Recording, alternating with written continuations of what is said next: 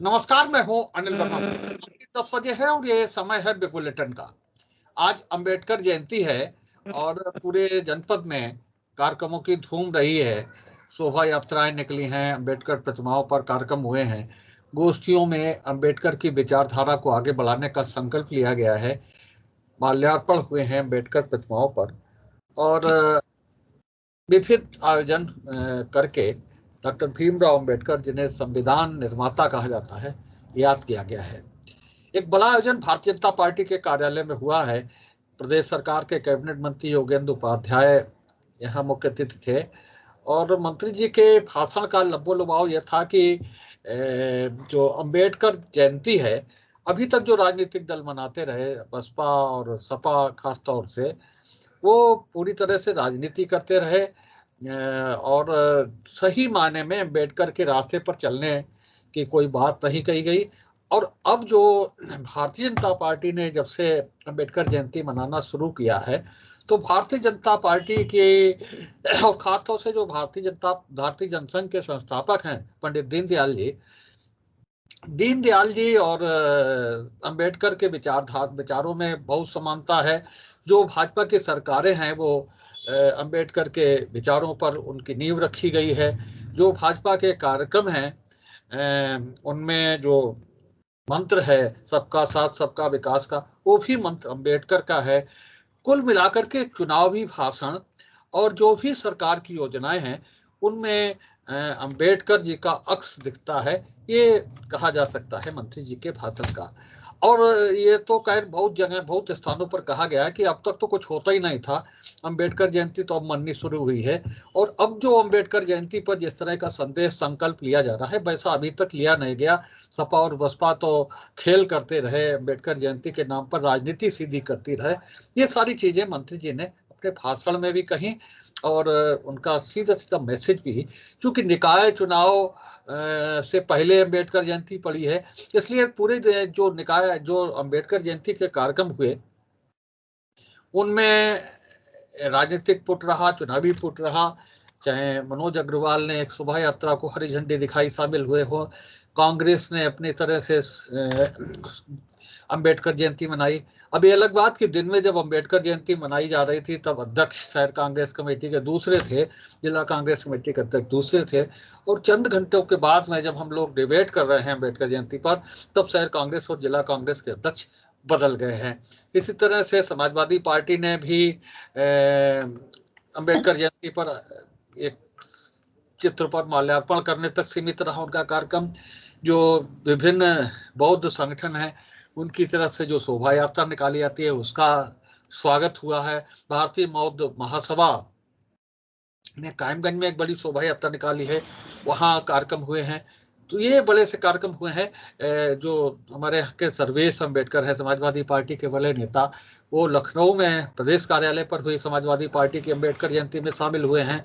एक कार्यक्रम पीतम नगला में हुआ है जहाँ श्वेता जी, रोहित शर्मा वगैरह शामिल हुए हैं। तो ये पूरे पूरे पूरे जनपद में अम्बेडकर जयंती की धूम रही है। और जाहिर सी बात है कि मंत्री जी थे, तो मंत्री जी का कार्यक्रम बड़ा था और मंत्री जी का संदेश बड़ा था। और संदेश बड़ा यही था कि जो भी सरकारी योजनाएं हैं उनमें अंबेडकर का अक्स दिखता है। और जो सही तरह से अंबेडकर जयंती मनाने का जो तरीका है, रास्ता है, और उनके विचारों पर चलने का जो संकल्प है, वो भारतीय जनता पार्टी ले रही है। सपा और बसपा राजनीति करती रही और भारतीय जनता पार्टी उनके रास्ते पर चल रही है। दीनदयाल उपाध्याय जी का जो रास्ता था अंत्योदय वाला, वही रास्ता अम्बेडकर जी का था। नीचे के सबसे नीचे बैठे व्यक्ति को तमाम सी योजनाओं से लाभान्वित करने का काम अम्बेडकर जी ने भी सोचा था और वही चीज दीनदयाल जी ने अपने शब्दों में, अपने विचार से अपने समय में व्यक्त की। तो आज हम इन्हीं सारी चीजों अम्बेडकर जयंती पर चर्चा करेंगे और फिर आज वही स्वरूप रहेगा। पहले एक एक मिनट में हम लोग अम्बेडकर जी को याद करेंगे, अम्बेडकर जी को श्रद्धांजलि देंगे। उसके बाद में जो हमने भूमिका बताई है मंत्री जी के भाषण की कि अभी तक सब बेकार था, सब चीजें, लेकिन अब भारतीय जनता पार्टी ने जब अम्बेडकर जयंती को सही माने में मनाना शुरू किया है, तो भाजपा ही चीजें, हम अपनी तरफ से नहीं कह रहे हैं, चीजें मंत्री जी के भाषण की हैं कि भारतीय जनता पार्टी ही अंबेडकर जी की असली और सच्ची हिमायती है। तो ये इस पर हम चर्चा करेंगे। तो पहले एक एक मिनट में हम लोग अम्बेडकर जी को याद करते हैं कि किस तरह से उनके विचार आज भी हम सबको लाभान्वित कर रहे हैं। उनके विचारधारा पर चलने वाले करोड़ों करोड़ लोग देश में हैं, और विभिन्न राजनीतिक दल, जो राजनीतिक दल अम्बेडकर जी से अलग होकर के चल रहे थे, उन्हें भी अंततोगत्वा अम्बेडकर जी को अपनाना पड़ा, और अम्बेडकर जी के रास्ते पर चलकर ही उनका कल्याण कहीं कहीं से निकल पाया।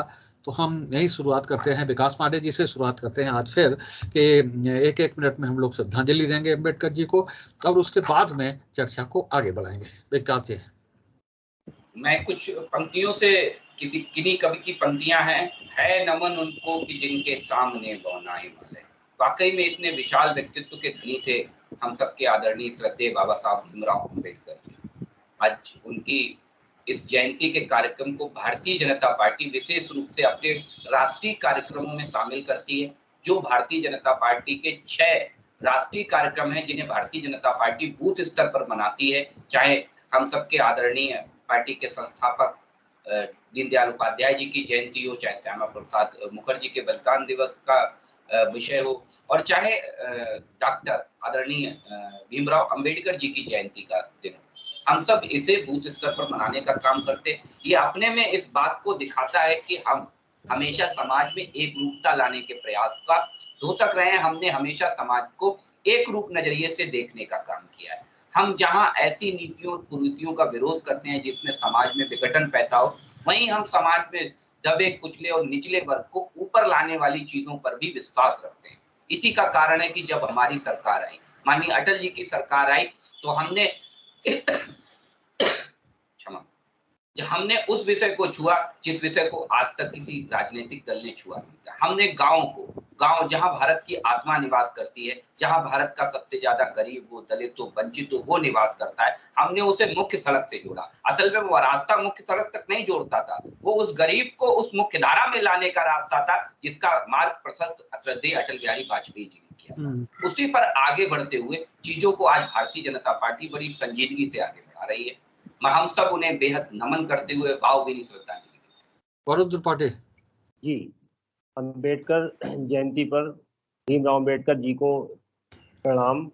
और जिस तरीके से एक महान शख्सियत थे, कहीं ना कहीं उन्होंने संविधान दिया, समाज के दबे कुचले, वंचित, शोषित, मजबूर और समाज में अन्याय के खिलाफ कहीं ना कहीं उन्होंने जो कार्य किए, उसको ऐसा कोई दल, ऐसा कोई धर्म का व्यक्ति नहीं जो उन्हें प्रणाम नहीं करता। तमाम कुरीतियों का उन्होंने विरोध किया और कहीं ना कहीं गरीब तबके को आगे लाने का प्रयास किया। संविधान में कहीं ना कहीं उन्होंने उन मौलिक अधिकारों को रखा जो एक भीड़ में खड़ा हुआ आखिरी व्यक्ति तक कहीं ना कहीं समाज की मुख्य धारा से जुड़ सके। तो कहीं ना कहीं भीमराव अम्बेडकर जी ने गरीब, शोषित, वंचित और मजबूर वर्ग को आगे बढ़ाने का कार्य किया। वो एक बड़े विशाल व्यक्तित्व के पुरोधा थे और कांग्रेस भी शुरुआत से और आज तक बराबर उनके लिए समर्पित है। उनकी जयंती हम लोग मनाते चले आए हैं और जिस तरीके से उन्होंने कॉन्स्टिट्यूशन ऑफ इंडिया दिया, तो एक बहुत ही बड़ा कार्य किया जिससे गरीब व्यक्ति भी मुख्य धारा में जुड़ सके। आज हम सब अम्बेडकर जयंती के शुभ अवसर पर अपने श्रद्धांजलि समर्पित करते हैं बाबा साहब भीमराव अम्बेडकर जी को। उनका व्यक्तित्व अपने आप में ही इतना अनुकरणीय है कि आज 132वीं जयंती है उनकी। तो आज हम सब उन्हें याद कर रहे हैं, तो यही अपने आप में एक वो है कि इतने सालों बाद भी हम याद कर रहे हैं। उन्होंने जीवन को जिया नहीं, उन्होंने जीवन को अनुकरणीय बना दिया आगे आने वाली पीढ़ियों के लिए। और उन्होंने जो परिकल्पना करी समरस समाज की, जिसमें सब एक बराबर हो, कोई ऊंचा नीचा ना हो। और इसके साथ ही उन्होंने स्त्री शिक्षा पर भी बहुत बल दिया और स्त्रियों के लिए भी उन्होंने बहुत सारे कार्य किए। और उन्होंने जन सामान्य को एक, ये भी संविधान के तो वो कुछ शिल्पी थे ही, और उन्होंने हमें संविधान भी दिया, लेकिन उन्होंने एक और बहुत बड़ा नारा दिया था कि भले एक रोटी कम खाओ लेकिन अपने बच्चों को जरूर पढ़ाओ। उन्होंने शिक्षा को अनिवार्य रूप से सबके सामने लाए और कहा कि हर व्यक्ति को शिक्षित होने का अधिकार है और समाज में जो विषमता है वो खत्म हो जाए और समृद्ध समाज का निर्माण हो सके। और मेरा ऐसा विचार है कि महापुरुष जो होते हैं वो किसी पार्टी विशेष, किसी राजनीतिक विचारधारा के नहीं होते हैं। महापुरुष हर देश के प्रत्येक व्यक्ति, प्रत्येक राजनीतिक दल और हम सब के होते हैं। मेरे ख्याल से तो महापुरुषों को किसी श्रेणी में विभक्त ही नहीं करना चाहिए, बल्कि उनसे प्रेरणा लेनी चाहिए और उनके बताए हुए आदर्शों पर चलना चाहिए। अनुपमा जी, संविधान निर्माता भारत रत्न बाबा भीमराव अंबेडकर जी की आज जयंती, उनको शत नमन करती हूँ। जो जीवन उन्होंने जिया था और जिस समय उन्होंने जिया था, जैसा कि मैडम ने बोला कि 132 साल पहले, तो उस समय के जीवन की परिकल्पना आज हम बहुत सी चीजों को जानते हुए भी कर नहीं सकते हैं कि किस तरह का संघर्षपूर्ण जीवन था हर तबके के लिए, और विशेषकर उस तबके के लिए जहां से भीमराव अंबेडकर जी स्वयं आते थे। लेकिन उस समय भी उन्होंने जो शिक्षा के लिए प्रयास किए, सहायताएं उन्हें मिलती रही। ये निश्चित है कि जब कोई आदमी एक दृढ़ निश्चय के साथ प्रयासरत होता है तो उसको कहीं ना कहीं से सहायता या संबल भगवान स्वयं प्रदान करते हैं, तो वो आगे बढ़े। और एक संविधान के जब निर्माण का कार्यकारिणी बनी तो प्रमुख स्थान दिया गया बाबू राजेंद्र प्रसाद जी ने, और उसके बाद संविधान का संकलन हुआ, फिर पुनः उसका अमेंडमेंट हुआ, संशोधन हुआ, और इस तरह से हर एक की कार्यकारिणी में दोनों में भीमराव अंबेडकर जी को प्रमुख भूमिका दी गई।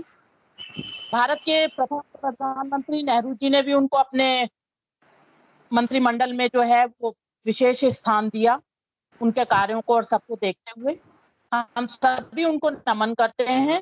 और आज ये आशा रखते हैं कि बजाय हम उनके बारे में बात करने के, उनको सच्ची श्रद्धांजलि जो हमारी होगी आज उनकी जयंती पे, हम जो एक जिसे कहना चाहिए शपथ ले सकते हैं कि उनको सच्ची श्रद्धांजलि वही होगी कि जब देश का एक एक बच्चा पढ़ाई करे, प्राइमरी लेवल पे, गांव के लेवल पे, और जैसा कि वो राजनीतिकरण अब हो गया है कि हर बूथ पे, तो बूथ लेवल पे, सब लेवल पे, हर लेवल पे इस बात का प्रचार प्रसार हो कि कम से कम देश का हर बच्चा बेसिक शिक्षा प्राप्त करे और देश के उत्थान और उसके उन्नति में अपनी सहायता प्रदान करे।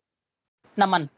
अनुपमा जी, मंत्री जी कह रहे हैं कि भाजपा ही असली हिमायती है अम्बेडकर जी की, और अभी तक लोग राजनीति करते रहे अम्बेडकर जी के नाम पर, और अब जो विचार निकल करके आए हैं, दीनदयाल जी के विचार और अम्बेडकर जी के विचारों में समानता है। जो सरकार के कार्यक्रम है, मोदी सरकार के कार्यक्रम है, उनमें अम्बेडकर का अक्स दिखता है। तो ये जो संदेश है, क्या है इसका मतलब? चुनाव से पहले, भले चुनाव से पहले और निकाय चुनाव से ठीक पहले, क्या इस सब का संदेश है? भाजपा अंबेडकर जी की अनुकरणीय है, भाजपा अंबेडकर जी को देखती है। अंबेडकर जी जब संघर्ष कर रहे थे तब भाजपा तो छोड़ो, आरएसएस का भी दूर दूर तक कहीं नाम नहीं था। देश में एक ही दल हुआ करता था जिसे कांग्रेस कहा जाता था, और तकरीबन सभी उसी के सदस्य थे। और उस समय जो भी अंबेडकर जी की आत्मा अगर आज कहीं से आती होगी और वो ये वाक्य सुनती होगी तो निश्चित ही खुश तो नहीं होती होगी, जहां तक कि मैं जानती हूं। क्योंकि आज जो ये मंत्री जी ने बोला है कि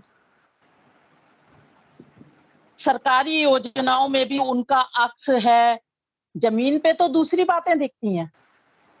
संविधान का हर दूसरे उस पर मजाक उड़ाया जाता है, चाहे वो बुलडोजर चला के कानपुर में एक महिला और उसकी बेटी की निर्मम हत्या में बुलडोजर सहायक हो, ये वही बुलडोजर था जिसने अभी 22 के चुनाव में बुलडोजर वाले बाबा का प्रचार प्रसार सरेआम किया था। ये संविधान तो नहीं है। शिक्षा के रूप में हम, चलो ठीक है, हम एक तबके की बात करते हैं, करनी नहीं चाहिए, नेशनल न्यूज है, लेकिन क्या करूं, ये बार बार जो है शब्द आते हैं, तो हम एक विशेष धर्म का जो है वो विरोध कर रहे हैं। हम मुगल को मुगलों को इतिहास बच्चों को नहीं पढ़ाएंगे। क्या मुगल भारत में राज नहीं कर रहे थे उस समय? अगर हमारे महाराणा प्रताप लड़े तो किससे लड़े? मुगलों से लड़े ना, हवा में तो लड़े नहीं। और इसमें भी एक मतलब स्पष्ट तथ्य है कि महाराणा प्रताप का जो सेनापति था वो मुसलमान था और जो अकबर का सेनापति था वो हिंदू था।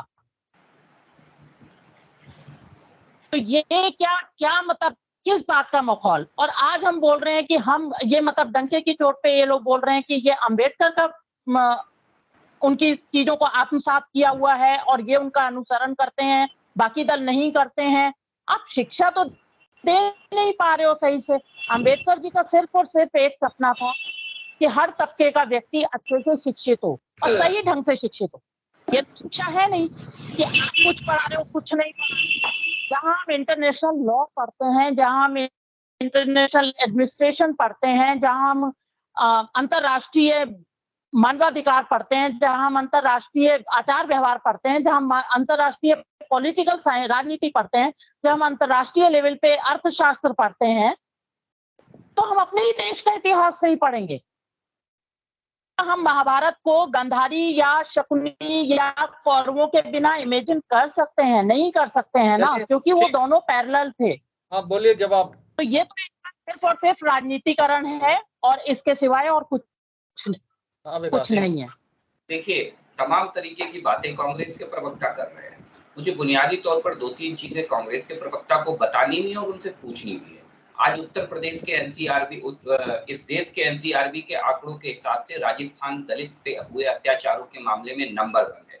ये मैं नहीं कह रहा, एनसीआरबी के आंकड़े कह रहे हैं। दूसरी चीज, जिस उत्तर प्रदेश की आप बात कर रही हो, दलितों पर दर्ज जितने भी अपराध हुए हैं उसमें सबसे अच्छा सजा दिलाने का प्रतिशत, ये नेशनल एजेंसी कह रही है, सबसे अच्छा सजा दिलाने का प्रतिशत उत्तर प्रदेश में है जो दलितों के खिलाफ अपराध होते हैं। दूसरी चीज, बुनियादी तौर पर आपको ये समझना पड़ेगा कि इस देश के अंदर सबसे बड़ी अगर सामंतवादी सोच को किसी ने विकसित किया तो वो कांग्रेस पार्टी ने विकसित किया। इसका जीता जागता उदाहरण है कि आज तक कांग्रेस पार्टी में जब आप चीजों को करते हैं तो आपको समझना पड़ता है कि धरातल पर चीजों की जरूरत कहां पे। आप अपनी राजनीतिक महत्वाकांक्षा के लिए, क्योंकि इस देश के सबसे बड़े नेता के रूप में जब दलित चिंतक श्रद्धेय संविधान निर्माता भीमराव अंबेडकर जी अपने विचारों को लेकर के आगे जाते हैं, तब एक बहुत बड़ा प्रश्न ये उठता है कि उन्होंने उस विचार को आगे ले जाए। उन्होंने कहा है कि वंशानुगत पद्धति से शासन व्यवस्था नहीं चलनी चाहिए। आपको ये बात समझनी पड़ेगी, यह भी स्वयं अंबेडकर जी ने इस विचार को दिया है। बाकायदा ये एक विचार है अंबेडकर जी का कि वंशानुगत पद्धति से सत्ता शासन व्यवस्था नहीं चलनी चाहिए। तो कांग्रेस के लोगों ने तो पहले ही उनके सिद्धांत का उल्लंघन करने का ठेका उठा लिया है, तो वो तो यदा कदा चलता ही रहने वाला है। दूसरी चीज, दलितों के उत्थान की बात जब आती है, मैंने आपको एक बुनियादी तौर पर उदाहरण दिया, और उदाहरण इसलिए नहीं है कि भारतीय जनता पार्टी एक राजनीतिक दल है। हम ये हमेशा से कहते हैं, ये हमारी जिम्मेदारी है। हम जब विपक्ष में होते हैं तब भी हम ऐसे विषयों पर आवाज मुखर होकर के बुलंद करते हैं जो दलितों के, जो दबे कुचलों को आगे बढ़ाने का विषय। हम तब भी इन विषयों को आगे ले जाकर के खड़ा करते हैं। और जब हम सरकार में होते हैं तो हम बहुत ईमानदारी से ये प्रयास करते हैं कि हर उस गरीब को घर मिले, हर उस वंचित को घर मिले, जिसके घर में 2 जून की रोटी नहीं है उसे वो अनाज नसीब हो। तो हम इस बात की हमेशा से चिंता करते हैं। मेरा यही है कि राजनीतिक एजेंडा सबका अलग अलग हो सकता है, आपका अलग है, मेरा अलग है, समाजवादी पार्टी का अलग है, सारा सबका अलग हो सकता है, लेकिन समाज के प्रति सबका एक नजरिया होना चाहिए, एक दृष्टि होनी चाहिए। हाँ बोलो जी। देखिए, जिस तरीके का मंत्री जी का जो बयान आया वो कहीं ना कहीं अंबेडकर जयंती पर साहब उन्होंने राजनीतिक भाषण दिया है, इससे ज्यादा कुछ नहीं। और दूसरी चीज आप देखिए कि सरकारी योजनाओं में साहब अंबेडकर जी का अक्स दिखता है, तो कहीं ना कहीं ये पूरी तरीके से चुनाव से रिलेटेड है। और अभी हमारे भाजपा के साथी कह रहे साहब एनसीआरबी के आंकड़े तो साहब बहुत हैं, जो दूसरे आंकड़े हैं उन्हें आप साहब मानते नहीं, एनसीआरबी के आंकड़े आप उठा के लाए, तो आंकड़े वो भी दिखाइए साहब किस तरीके से देश के अंदर साहब भुखमरी है, तमाम दलितों के ऊपर अत्याचार हुआ। उत्तर प्रदेश की बात हो रही, मंत्री जी उत्तर प्रदेश से आते हैं, आप साहब राजस्थान पहुंच जाते हैं, आप दूसरे प्रदेशों में पहुंच जाते हैं, तो हंगर इंडेक्स की क्या स्थिति है, किसानों की साहब क्या स्थिति हुई, महंगाई किस लेवल पे साहब बढ़ी है साहब, उस पे आप लोग नहीं जाएंगे। आपके मंत्री उत्तर प्रदेश के हैं, जब उत्तर प्रदेश की बात होगी तो आप साहब राजस्थान पहुंच जाएंगे। तो बात उस पे भी करिए, गरीबों के ऊपर बात करिए, दलित समाज की बात करिए, तमाम पिछड़े वर्ग की आप बात करिए। समाज में आज भी एक बहुत बड़ा वर्ग ऐसा है जिससे साहब 2 टाइम की रोटी नहीं मिल पा रही है। 130 करोड़ के का देश है जो आपकी सरकार को, हमारी सरकार को साहब 80 करोड़ लोगों को साहब मुफ्त राशन बांटना पड़ रहा है। उस विषय में भी बात करिए। देखिए भाई साहब, एक विषय कांग्रेस के प्रवक्ता ने उठाया था, मैं उस विषय पर पुनः प्रकाश डाल दूं। वो विषय था कि जब मुगलों के इतिहास को हम नहीं पढ़ाएंगे। मैं क्षमा पूर्वक ये आग्रह करूंगा कांग्रेस पार्टी की प्रवक्ता से, मैं पूछना चाहूंगा, क्या आज इस देश में उस इतिहास को आप ऑथेंटिक मानती हैं कि जिस इतिहास को लिखाई विदेशियों के द्वारा गया, मुगलों के द्वारा गया? आप बताइए, दुनिया में ऐसा कौन सा देश है, मुझे भारत के अलावा दूसरा बताने की कृपा करें।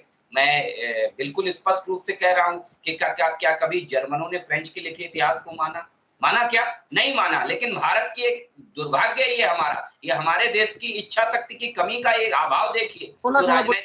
जो राजनीतिक दल रहे उनका अभाव देखिए कि वो आज विदेशियों के द्वारा, जो आक्रांता थे उनके द्वारा लिखे गए इतिहास को ऑथेंटिकेट मानते हैं और ताजमहल को मोहब्बत की सबसे बड़ी इबारत कहते हैं, मोहब्बत को सबसे बड़ी इबारत कहते हैं। और जो भगवान प्रभु राम ने सीता के प्रेम में, जो भगवान श्री राम ने सीता के प्रेम में इतना बड़ा सेतु बना दिया, जिसपे नासा रिसर्च कर रही है, जिसपे नासा स्टडी कर रही है, उसको प्रेम की प्रतिमूर्ति नहीं मानते हैं। यही कांग्रेस के साथ दिक्कत है। हाँ अनुपमा जी, हाँ भाई साहब मुझे भी तो मौका दीजिए। हाँ एक विकास जी ने बोला है, भाजपा के प्रवक्ता ने, कि एनसीआरबी के आंकड़े राजस्थान। अरे मैंने मुगलों के इतिहास पे भी बोला है दीदी, मैंने मुगलों के इतिहास पे भी बोला है। क्या आप मानती हैं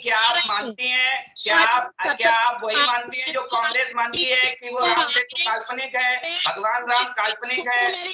क्या आप भी वो मानती हैं? आप ये मानती हैं कि केवल मोहब्बत की पूरे विश्व में एक ही मिसाल है, वो ताजमहल, और जो प्रभु श्री राम ने वानर सेना के बलबूते इतना बड़ा देश बनाया जिस पर नासा रिसर्च करता है, वो प्रेम की मिसाल नहीं है?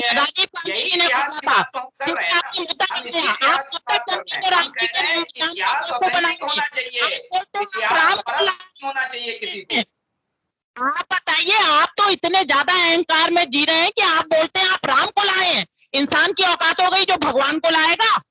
बिल्कुल ठीक राम बात मंदिर है, का बिल्कुल ठीक बात है।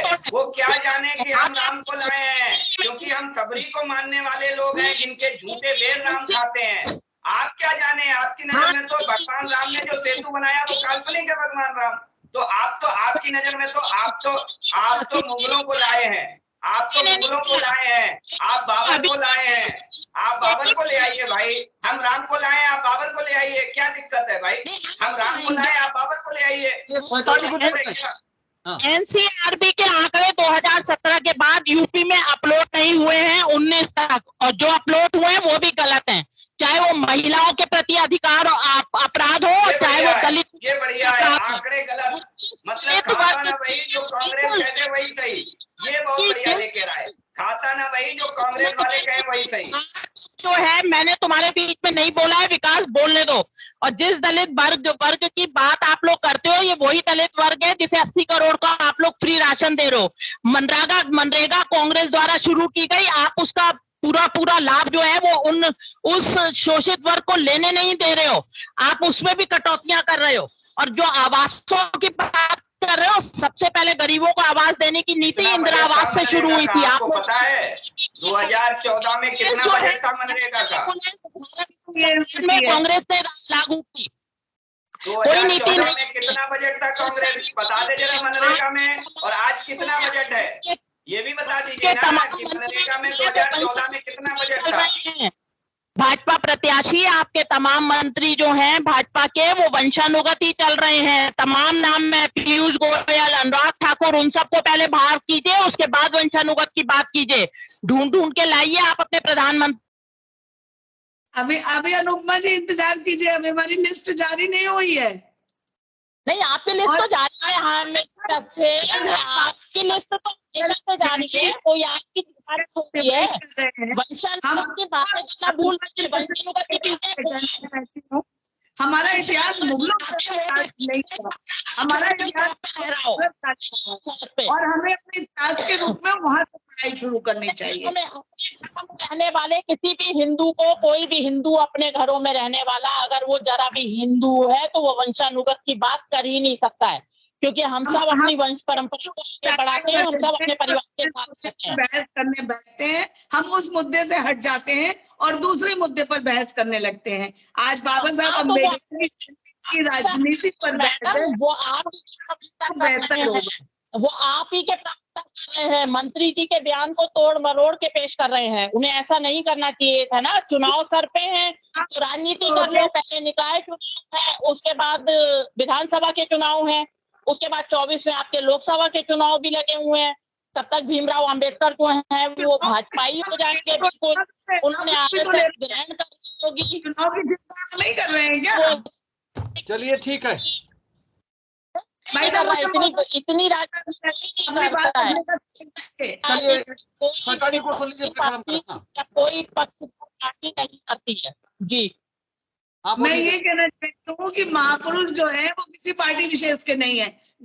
जैसे कि आपका जैसा पात्र होगा, अगर हम किसी नदी के किनारे गए और हमारा जैसा पात्र है तो उसमें उतना ही पानी आएगा ना। अगर हम बाल्टी लेके जाएंगे तो ज्यादा आएगा, लोटा लेके जाएंगे तो कम आएगा, गिलास लेके जाएंगे तो उसी तरह है। शिक्षाएं आप जिस दृष्टि से, जिस पात्र से ग्रहण करना चाहेंगे आपको उसी तरह मिलेगी। हम उसको ज्यादा बड़े पात्र ग्रहण कर रहे हैं, ज्यादा अच्छी तरह समझ रहे हैं और ज्यादा अच्छी तरीके से समाज में लागू कर पा रहे हैं। यही हमारे मंत्री जी का कहने का उद्देश्य था। आप सिर्फ क्रिटिसाइज मत करिए, नकारात्मक राजनीति छोड़िए, सकारात्मक राजनीति शुरू करिए और यही शायद आप। चलिए, आज अंबेडकर जयंती के राजनीतिकरण और चुनावीकरण पर आज हम लोगों ने चर्चा की।